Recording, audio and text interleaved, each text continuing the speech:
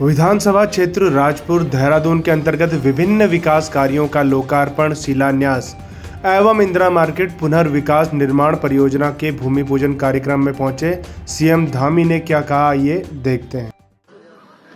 भारत माता की जय, भारत माता की जय, भारत माता की जय। मैं सबसे पहले तो आज खजानदास जी को और इस क्षेत्रवासियों को बहुत बधाई देना चाहता हूं कि लंबे समय से जो योजनाएं रुकी हुई थी उन योजनाओं को एकाएक पंख लगने शुरू हुए। भाइयों बहनों, जहां पर आज अनेकों, जहां सब मिलाकर 264 करोड़ से भी ज्यादा की योजनाओं का आज लोकार्पण और शिलान्यास हो रहा है, हमारा हमेशा ही प्रयास रहता है कि जिन योजनाओं का भी शिलान्यास किया जाए, जो योजनाएं भी प्रारंभ हों, वो सारी योजनाएं पूरी हों, उन सभी का लोकार्पण हो। जैसा अभी आदरणीय प्रेमचंद अग्रवाल जी ने कहा, और उसमें गुणवत्ता विशेष रूप से देखी जाए। पिछले दिनों काफी सारी समस्याएं यहाँ इंदिरा नगर में, देहरादून में बहुत सारे कामों के कारण से आई है। मैं भली भांति जानता हूं, बरसात के समय में बहुत सारे काम हमारे रुक गए थे। उससे पहले कुछ संस्थाओं की कमी के कारण से जिनको अलॉटमेंट हुआ था, उन्होंने ठीक से काम नहीं किया और लंबे समय से लंबित था। 2-3 बार की समीक्षा के बाद हमारे खजानदास जी, हमारे मेयर साहब, ये लगातार मेरे पास आते थे और हमेशा इस संबंध में चर्चा करते थे। हमने जब इनकी बैठक करी तो बैठक में बहुत सारी चीजों पर हमने आगे का रास्ता निकाला, और जिन संस्थाओं ने, जो कार्यदायी संस्थाएं थी, उन्होंने ठीक से जिन्होंने काम नहीं किया था, उन संस्थाओं को हमने वहीं पर रोककर नई जो एक्सपर्ट जो संस्थाएं थी, अगर पीडब्ल्यूडी का काम है, सड़कों से संबंधित है, तो हम सड़क बनाने वाली संस्था पीडब्ल्यूडी को हमने उसकी कार्यदायी संस्था नियुक्त किया। इसी के साथ जो सीवर लाइन की समस्याएं थी, उसके लिए हमने पेयजल विभाग को और जल संस्थान को, इन सभी को कार्यदायी संस्थाओं के रूप में नामित किया है। इसके पीछे हेतु है कि जो काम पीछे ठीक से नहीं हो पाए, वह काम अब ठीक से हो। भाइयों बहनों, हम बिल्कुल पारदर्शिता के साथ काम करना चाह रहे हैं, लगातार इन चीजों को आगे बढ़ा रहे हैं। आज हमारे प्रदेश के अंदर भी बहुत सारी योजनाओं को हम लोगों ने आगे बढ़ाया है। अभी पिछले दिनों जो हमारा मलिन बस्तियों का एक्ट था, जिसकी समय सीमा पूरी हो गई थी, मेरे पास देहरादून शहर के सभी माननीय विधायकगण आए थे, हमारे मेयर साहब आए थे, खजानदास जी उसके पूरे अगुवा करने वाले अगुवाई थे, उनके नेतृत्व में पूरी टीम आई थी, और हमने उसको पिछली सरकार के समय में ही उसको आगे बढ़ाने का काम भी हमने किया है। हमने संकल्प लिया है कि जो प्रधानमंत्री जी के सबको आवास देने की योजना है, उस योजना को हम निरंतरता से, तेजी से धरातल पर उतारने का काम करेंगे। उस पर हम तेजी से काम कर रहे हैं। बहुत सारे काम रुके हुए थे, उन सभी कामों को आगे बढ़ाने का काम कर रहे हैं। हमारा प्रयास है कि हर किसी को, जो माननीय प्रधानमंत्री जी का सपना है, संकल्प है कि हर गरीब को पक्का घर मिलना चाहिए, बेघर को घर मिलना चाहिए, जिसके पास झुग्गी झोपड़ी है, कच्चा मकान है, उसको पक्का मकान मिलना चाहिए। उस दिशा में हमारी सरकार लगातार काम कर रही है, लगातार हमारा प्रयास जारी है, और बहुत तेजी से हमारे शहरी विकास मंत्री जी भी यहाँ मंच पर हैं, यह भी लगातार समीक्षा कर रहे हैं, हमारे शहरी विकास विभाग के सभी अधिकारीगण कर रहे हैं। आज जहां पर ये आवास बनाए जा रहे हैं, वहां पर मैं एमडीडीए के हमारे सभी इन अधिकारीगणों का, सभी को इनके प्रयासों की सराहना करता हूं कि इनके प्रयासों से यह जमीन मिल पाई है, जिसके बारे में खजानदास जी यहां से कह रहे थे।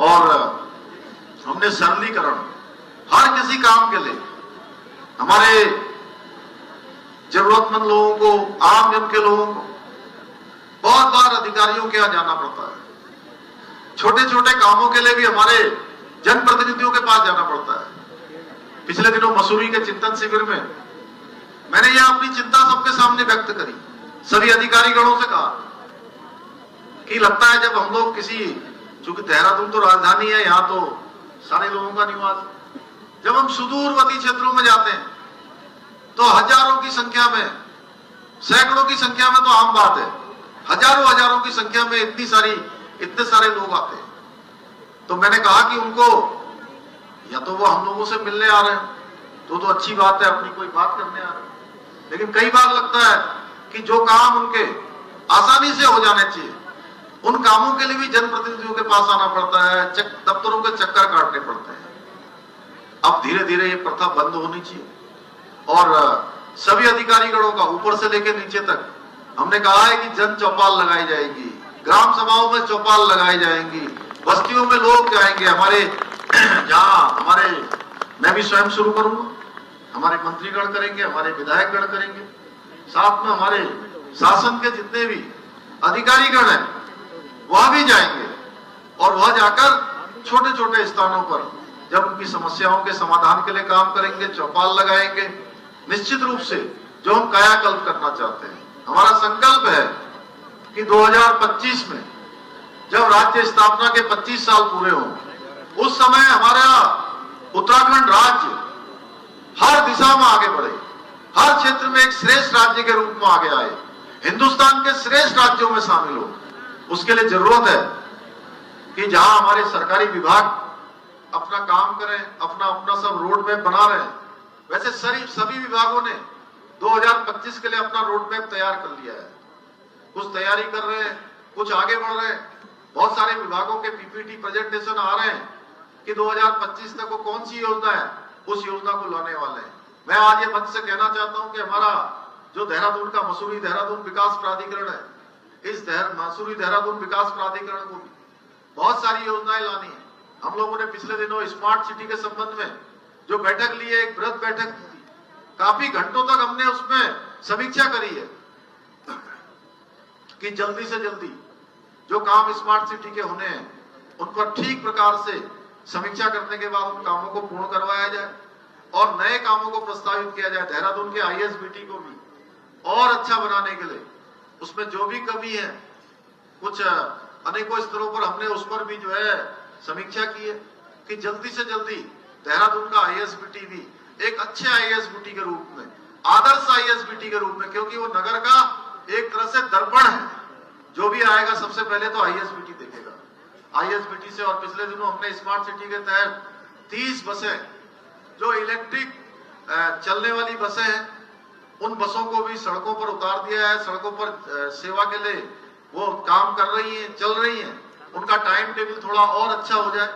मैं स्मार्ट सिटी के जो भी हमारे इसके संचालक हैं उनसे कहना चाहूंगा कि थोड़ा उसका प्रचार प्रसार, उसके कुछ बोर्ड और लग जाए, उसकी समय सारणी ठीक प्रकार से लग जाए, तो ये बस जहां एक तरफ बहुत ही सुविधाजनक है और साथ ही साथ जो आज पर्यावरण प्रदूषित हो रहा है, इकोलॉजी लगातार बिगड़ रही है।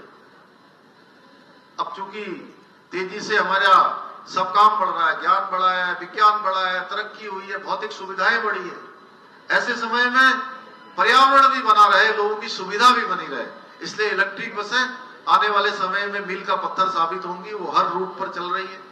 कहीं कहीं पर अभी हमारे वहां के रायपुर के विधायक आदरणीय उमेश शर्मा जी ने तो उस बस का स्वागत भी किया था। और आप सब लोगों से भी मैं कहना चाहूंगा कि वो बसें निश्चित रूप से हम सब लोगों के लिए ही लगाई गई है, हमारी सुविधा के लिए लगाई गई है, जन सुविधा के लिए लगाई गई है, तो उसका कहीं ना कहीं प्रसार भी हम सबके माध्यम से होना चाहिए। तो मैं आज के अवसर पर आप सभी का, और खजानदास जी ने मुझे एक पत्र दिया है, वैसे तो ये मुझे रोज ही मिलते हैं, और इन्होंने मुझे 5 बिंदु इसमें लिखकर दिए हैं। मैं 5 बिंदुओं पर पूरी समीक्षा करवाने के बाद प्रयास करेंगे कि इन सभी पर कार्रवाई हो और जल्दी से जल्दी इन कामों को शुरू करवाया जाए। जो भी जैसे जरूरत होगी इनकी प्राथमिकता के आधार पर उसको आगे बढ़ाया जाएगा। पुनः एक बार आप सभी का धन्यवाद करते हुए मैं आप सबका आभारी हूं कि इतनी तपती धूप में हमारी माताएं, बहनें, बड़े बुजुर्ग यहाँ पर काफी देर से बैठे हैं। मुझे बताया गया 11 बजे ही यहाँ आ गए थे, तब से लेकर यहाँ पर बैठे। मैं आप सभी का बहुत दिल से धन्यवाद करते हुए अपनी बात को समाप्त करता हूं। बहुत बहुत धन्यवाद। जय हिंद, जय भारत, जय उत्तराखंड। भारत माता की, भारत माता की, भारत माता की।